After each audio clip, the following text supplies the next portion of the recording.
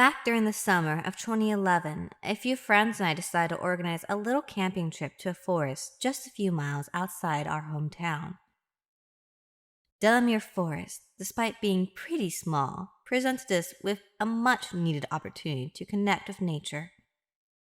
City living can be good, but it can be stifling. So any chance to get out into the countryside was well received. But as time went by and the date of the camping trip approached, things began to unravel. One by one, various friends called and texted to inform us that they wouldn't be attending, be it family illness, lack of cash, or just laziness. In the end, there was only two of us that actually decided to go. So early, one sunny summer morning, we boarded a train for the journey down to the forest. The weather was perfect, a cloudless sky with a light breeze that made the hike through the woods not nearly as oppressive as we were expecting. It didn't take long for us to find a decent spot in the shade that happened to be right next to a stream we could use for washing and drinking water. The only trouble was the spot was very open, visible to passerbyers, and not the least bit subtle. So, it's a late afternoon, we're tired from our hike, and we decide to build a fire to cook some dinner. But here's the thing. Building a small fire is an essential part of camping, sure, but it attracts people. The smell of burning wood, the cooking food, the smoke.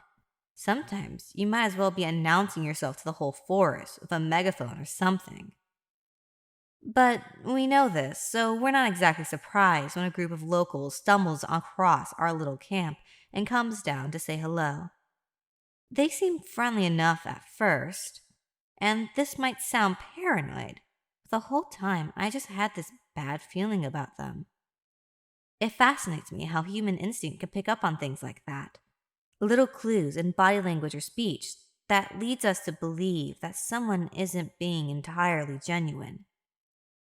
I wasn't sure if it was the way the locals were looking at each other or the strange, probing questions they asked, but I knew they didn't have the best of intentions. When they moved on and were out of earshot, my friend suggested we move the camp.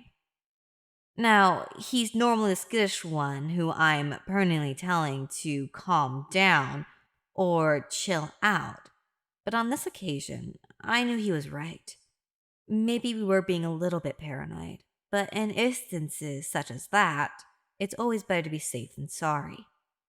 So, as tired and half drunk as we were, we packed up our stuff, doused the fire, and then started looking for another place to set up camp. Luckily, we found somewhere pretty quick, a heavily wooded hill that basically overlooked our old campsite on one side. Not that we had a direct view of it, but if you walked a minute or so away from the camp, we had a pretty good view of the surrounding area. At least, we did during the daytime. As the sun set, we started another fire, cooked ourselves up some ramen noodles in our mess tins, then proceeded to drink and smoke ourselves stupid. We talked bullshit around the fire until we were too tired and drunk to continue, then retired to our poncho shelters for the night. I'm pretty sure I passed out as soon as I got into my sleeping bag, as I don't remember drifting off or anything. I just know that the next thing I can recall is opening my eyes in pitch darkness to the sounds of a distant car revving its engine. At first, I was just annoyed to be woken up. The hungover was kicking in hard, and I felt like boiled crap as I tried to fall back asleep. But the distant vehicle kept revving its engine, and as the sound grew louder and louder, I knew it was getting closer. Something told me to go and check it out by the time I started to hear voices. It might have just been a bunch of kids taking a stolen car for a spin, but like I said, sometimes it's better to be safe than sorry. But when I go to the edge of the hill, I could already see torch beams all over our campsite. The revving engine was from a vehicle that had been driven all the way down the forest path to our previous camp. Someone was down there, looking for us. I think I acted out more out of instinct than anything else, moving as quickly and quietly as I could back to my sleeping friend to wake him. I must have explained what I'd seen like 2 or 3 times. He was just as exhausted and half drunk as I was, but when it sank in, he was up on his feet with me and helping to kick dirt on our dying fire.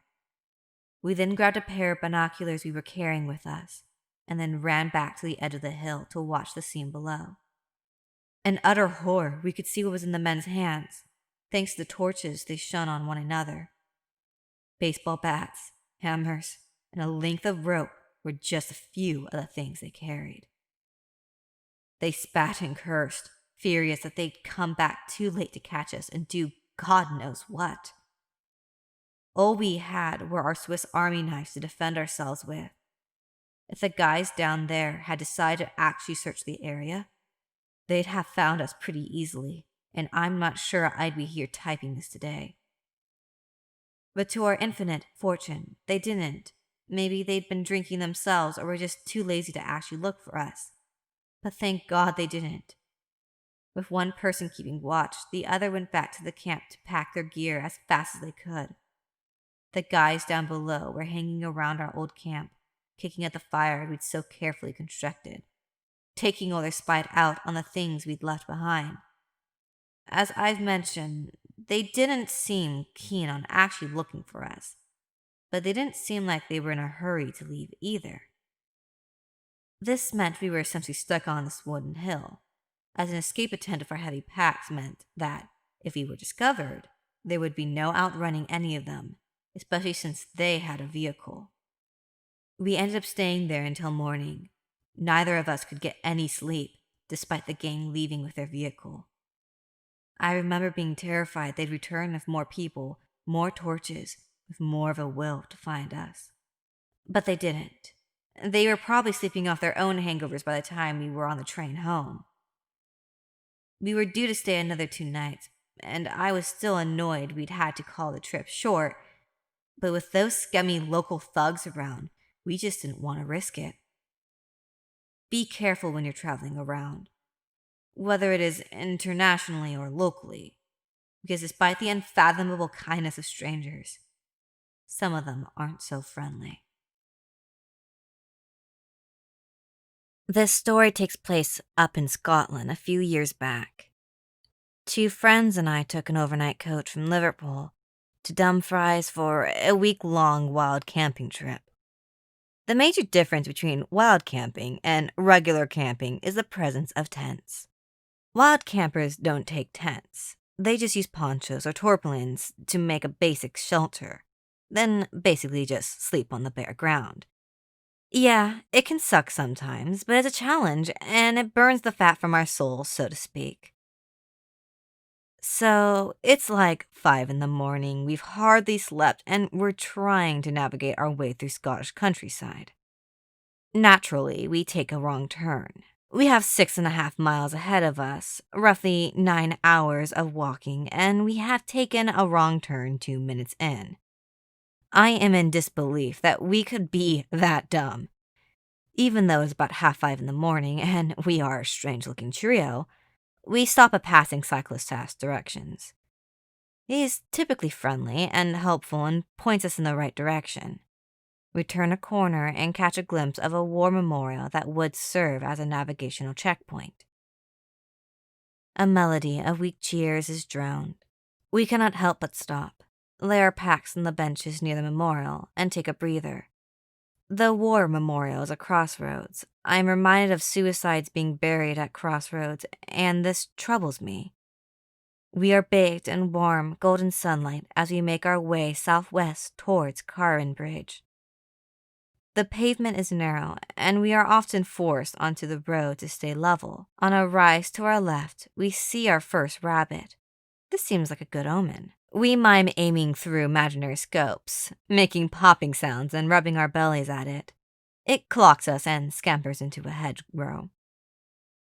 We continue walking under heavy packs, past a tacky faux stone house sign with 2 plastic-looking swords protruding from it. It says something in Gaelic. "Early in Scotland," one of us pants. We reach Cargan Bridge and cross the brae with an old blacksmith's dwelling at its foot, working our way up a gentle slope past the local secondary school and reach the farm track.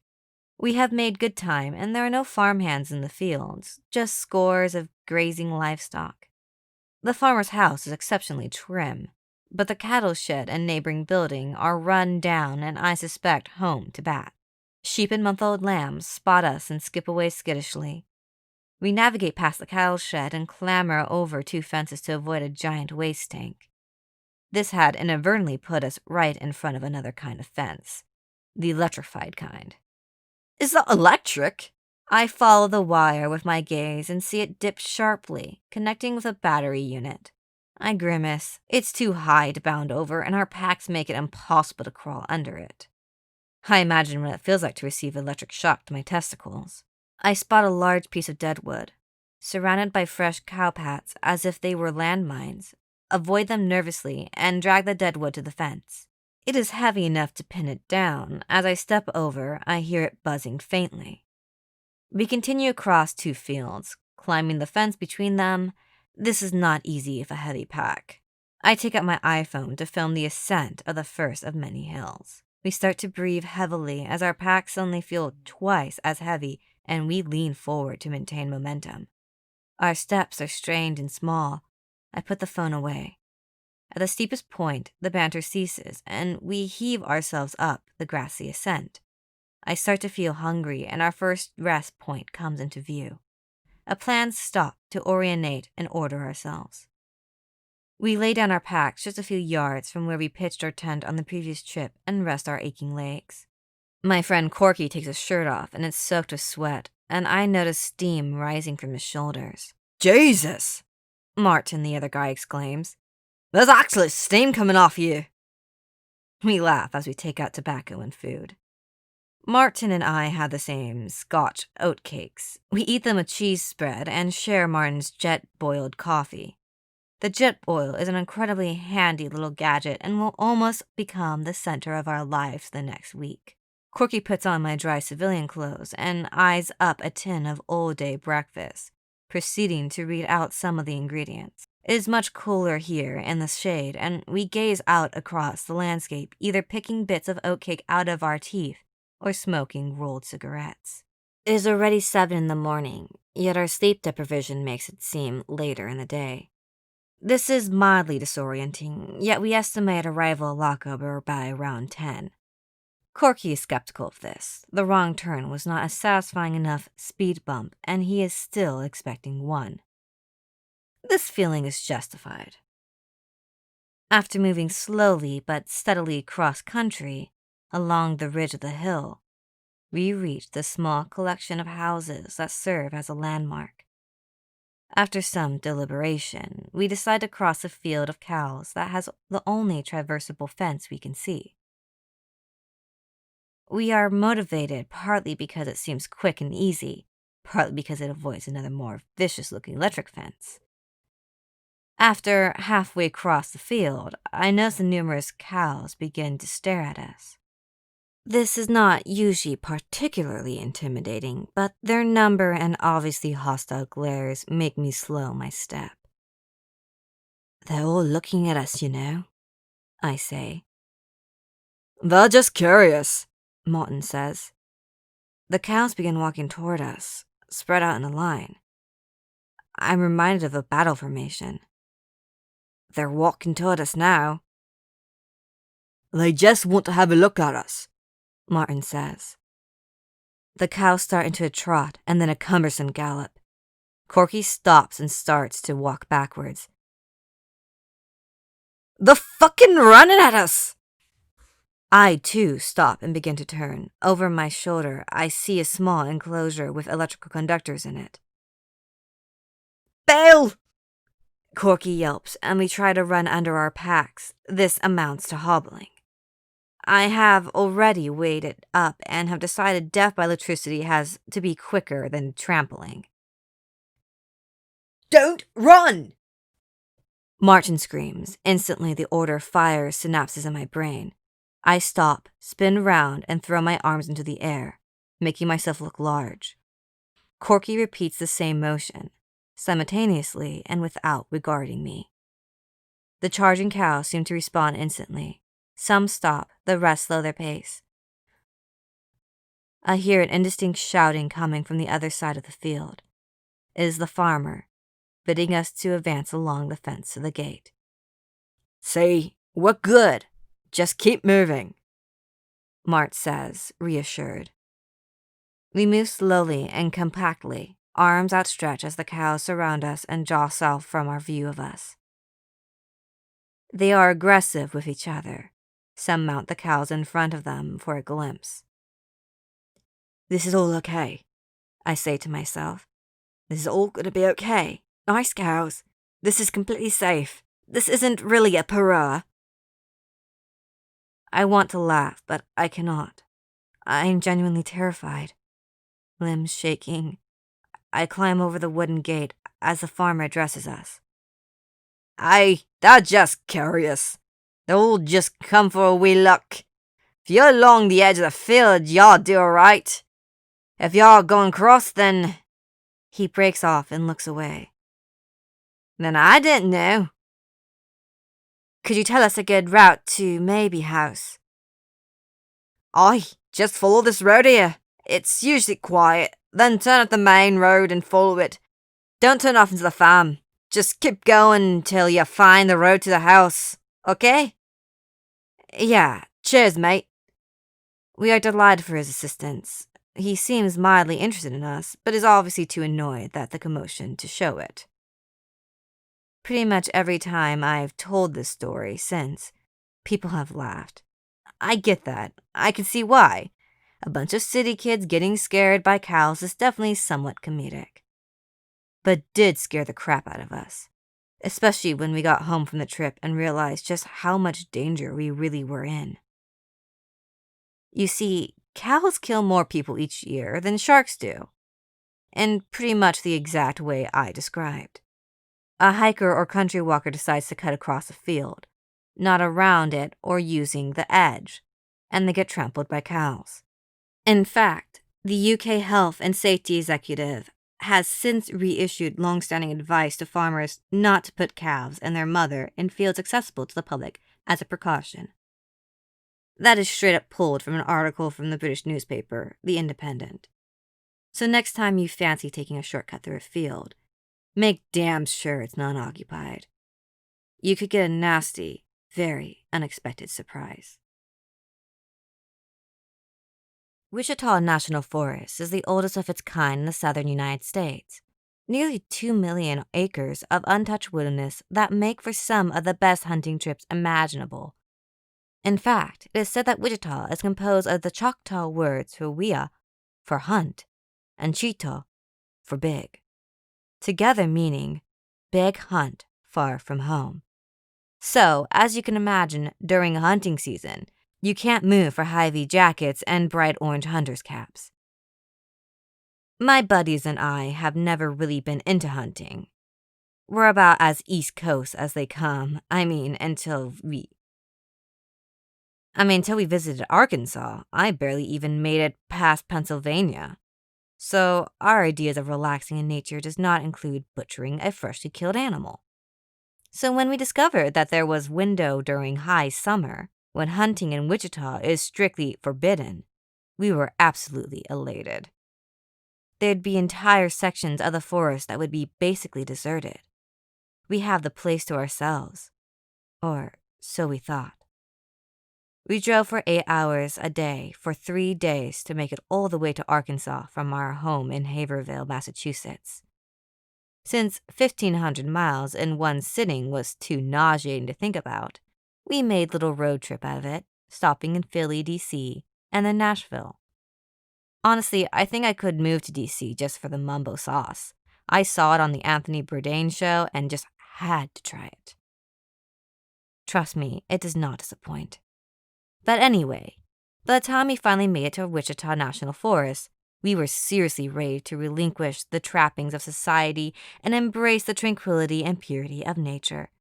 Which is a fancy-pants way of putting we were ready to get blind drunk around a roaring fire and sing Dropkick Murphy songs at the top of our lungs. Which we did, maybe with a little too much enthusiasm.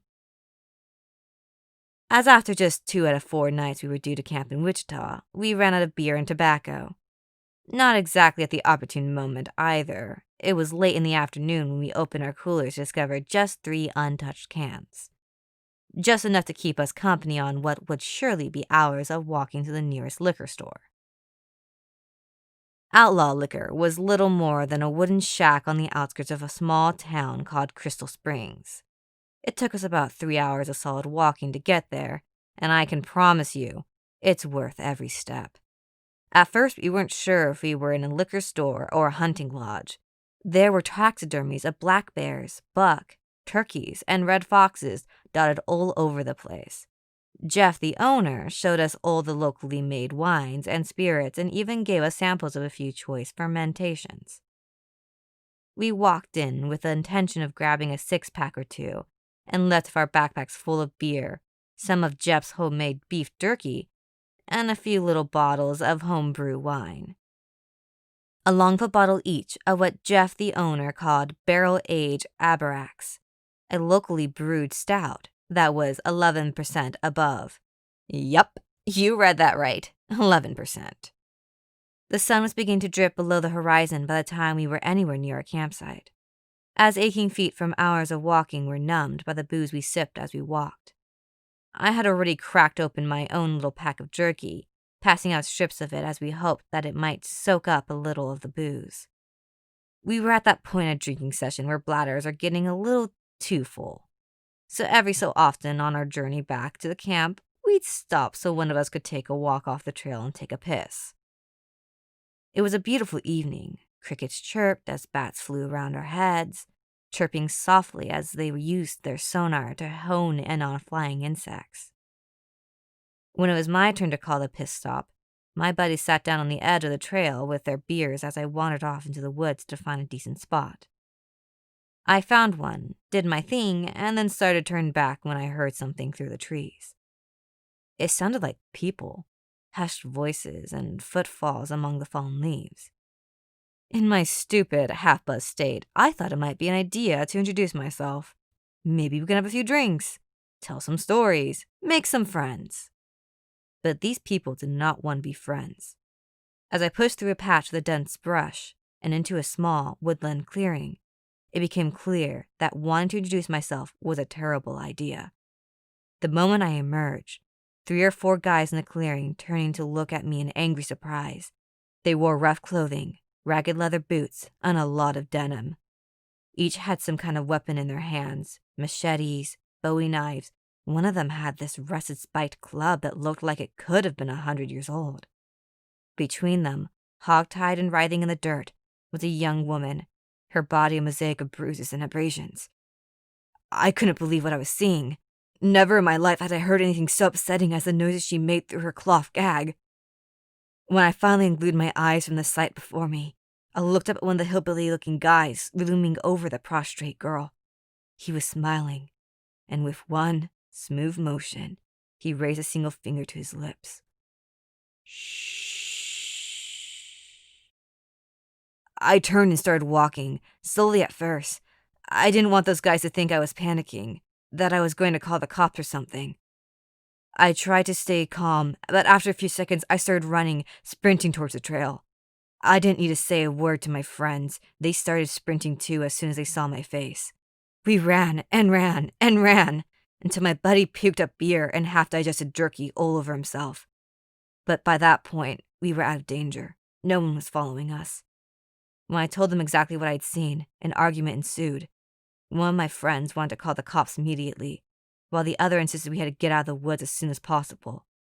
This would mean driving his car, well over the limit, until we could find a motel.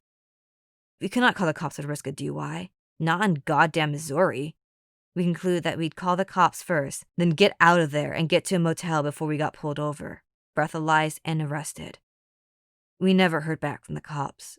My buddy reported what I'd seen over the phone in as much detail as he could, but I never got closure for what I'd seen that night. I often wondered what happened to that girl, if she ended up getting rescued or if she's living a peaceful, happy life now. But sometimes, in the darkest of moments, I know that girl didn't make it out of Wichita. Even if she was alive, a piece of her would forever live in that dark clearing in the woods, taken from her by cruel, wild men.